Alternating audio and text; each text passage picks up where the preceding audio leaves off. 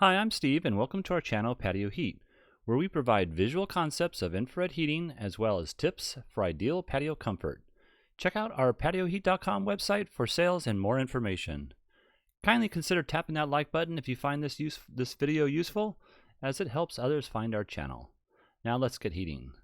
Alright, so this is a commercial application, and you can see here I have the floor plan as well as a elevation to work off of. And let's go ahead and just turn that off. I just want to see that it does match up here fairly well. And now the construction inside of this area here, I don't have all the construction, so there will be some alterations that need to be made, but this will be just a placement idea, and hopefully we can work off of that. All right, so let me turn that off and just go ahead and get into the dimensions. All right, so overall dimensions I have for this area here, I have 57 feet 6 from outer edge to outer edge. And then I have a couple different heights. I should call out this 1310 from this edge of the beam to this edge of the beam. And then the height of the structure where we'll be mounting on is going to be roughly 10 feet off the ground. So that'd be these beams going across here. Now it might be a little slightly different, but we can deal with that. If it's just a few inches or a foot even, it's not going to make that big of a difference, but we'll discuss that if we need to further. So each one of these beams are 3.5 feet center to center, so I have 7-foot span between the two where I have some heaters mounted. And then also just overall measurements, I have a height over here of at 11 feet 3 3/4 right now. And then I have over here, let's see here. Well, I just matched up the dimensions with regards to, let's see, the floor plan again here. I just went ahead and made the same radius. I think it's 18.6 is the radius I have now. It shows a curve here, and from what I remember, I was actually at this job site, and I just remembered it being a little bit more hexagonal, I guess you might call it. And then there's a beams inside here, as well as there's some structure out here that I just don't remember what it looked like specifically. So we'll have to work with that. You can see there's a beam that comes across, so there might be a beam that comes from here to this edge here, and so on for each one of these posts, I should say, a beam that comes out. And yeah, so we'll just work with that if we need to. That shouldn't be an issue with regards to the clearances, but for instance, this one may be an issue that we need to deal with because of the placement. So another thing, I just centered. I cut this into 8 quadrants. This design here. And then I just worked off of that and started at this point here, because this is entry exit point here. So I started here and worked my way, dividing this whole circle into 8 quadrants, and then just skipped, went to the center of each one of those quadrants, I should say. And let me turn that off here. All right. So you can see that the finished height of the heaters will be roughly around,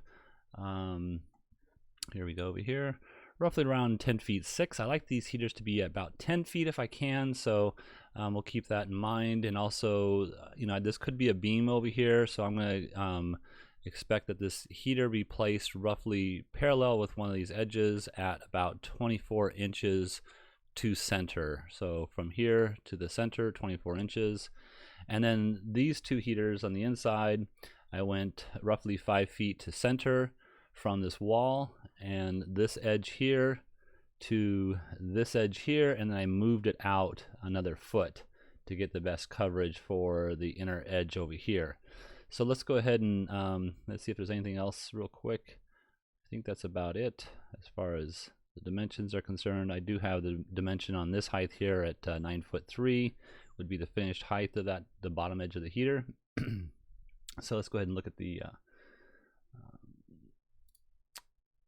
ray footprint. Now this is a beachfront area, or rather a bayfront area, and there's a lot of wind that comes up through this channel that's coming from the left side of the screen towards the building here. So a lot of wind is being produced. I think there is a retaining wall over here with maybe a little bit of a windbreak on top of it. But in any case, you want to use something like an electric heater that produces true infrared light waves, solely based on the fact that the wind will not affect the output of the heater. So if these were gas heaters, which I would prefer probably gas heaters over electric, because you get a stronger BTU output as well as a little bit cost savings as far as operational.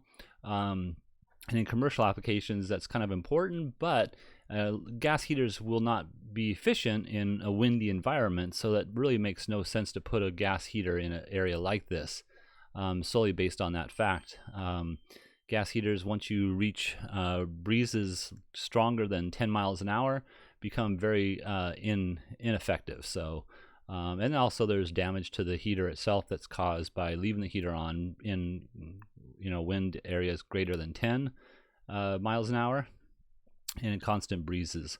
So here you can see that we get a really good coverage overall of this entire space here. We have just a couple of casual, seating areas over here. Now I flipped this one over here solely based on the fact that they might have additional chairs on both sides, but you can see that the penetration of the seating areas are fairly, very good, I should say.